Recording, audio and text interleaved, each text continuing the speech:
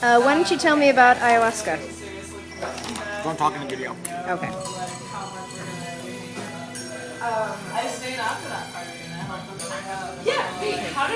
So, now I will share about my amazing experience with grandmother. In February, I was backpacking in Costa Rica, and after a festival, I met this awesome Israeli chick. And she invited me back to their Israeli camp for an ayahuasca ceremony. I didn't know what it was, but I ended up going a couple days later, and it was truly, truly epic. It was a great lead up to it. Really cool people, really amazing, friendly love. And we had a sweat lodge, we had a peyote ceremony, and then the next day we got ready for ayahuasca. And then we had it given out to us. And he gave it to us in small shot glasses. And at first I was actually kind of bitter. I didn't really know how it was going to be. And the girl in front of me, she got more than I did. I was like, what is that, man? I was kind of like in a little bad spot in my mind. And I was watching and waiting, and I heard other people just start laughing crazy and wildly. And I didn't feel it. I was like, oh man, what's going on?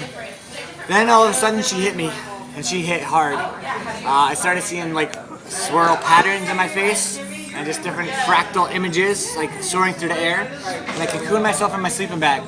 And when I was in there, I was laughing, and I heard everybody else laughing, like hysterical madmen laughs. And I heard a puking too, because with this you purge. It was really intense purging, not just puking, but like your whole body like pain and suffering, but amazingness. So I was like, I'm not gonna puke. I hate puking. I hate it.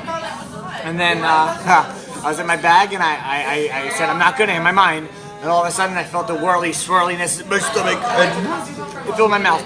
So I grabbed my mouth, I got out of my bag, I jumped up like a caterpillar emerging from a cocoon, and I ran out of our sacred tent into the forest, and I just fell down, blowing everywhere, purging my brains out for like, it seemed like half an hour.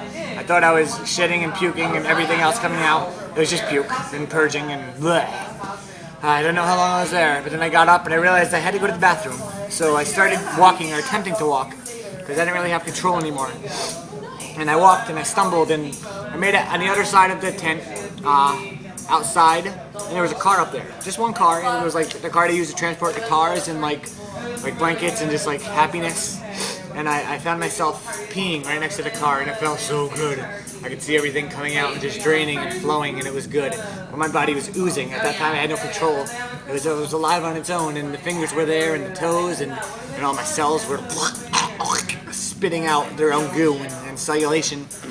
And I just spit. It was just coming down my face and drooled, and it was just coming all over because it just comes out like that. I was on the car, and I just felt the heaving and the wheezing, and I suffering, and I thought, my God, Jesus, never ever send me to hell. I can't take this, and this is what it is. I said, get me out of this. But I knew I couldn't. I knew I was going to be in this for at least 8 hours. So I said, God, just help me. And it was horrible, but then again, it was amazing. It was total emotional opening. I was yelling to my brother who wasn't there. I was saying, Aunt, I love you, brother.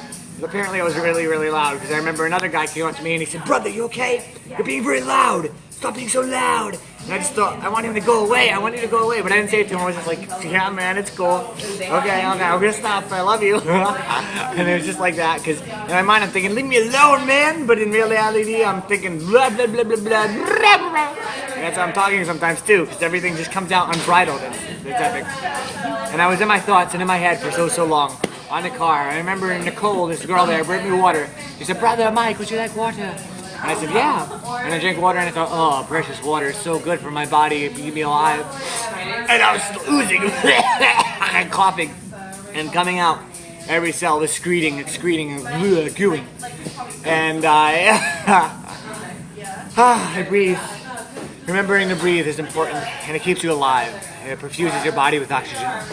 So, I don't know how long I was there, but I finally thought I should go to the bathroom to try to poop.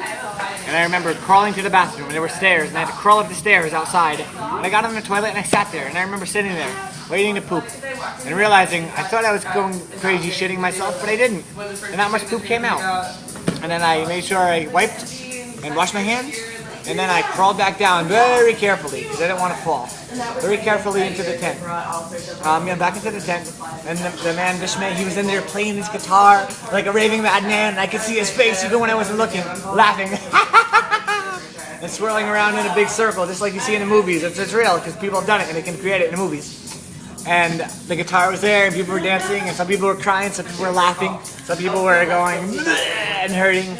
So many different everythings, and it's so individual, but so together. Some were just dancing. I stood there, danced a little bit, and then I walked to another fire, and I walked back. And I saw a little baby crying, and the mom was watching the baby, saying she needs to cry, because babies need to cry. And I went back into my little spot and crawled up in my sweet, comfortable sleeping bag, and I rested. And then it was maybe morning, and we all rested. We slept. I don't know how long. Then we awoke to amazing fruits, amazing papayas and mangoes and cacao beans, and it was so good. And the day we rested more, ate very healthy, all vegetarian, all organic, and rejuvenated and thought about our experience. And the night we shared, and what I shared was incredible. It was this, only much more intense, and right there in the moment, because it was that same day. And I wish it was recorded then, though it wasn't. So this is my experience with grandmother. And she was amazing, and I can't wait to go again. Oh yeah, we're just sitting here. What else can we do?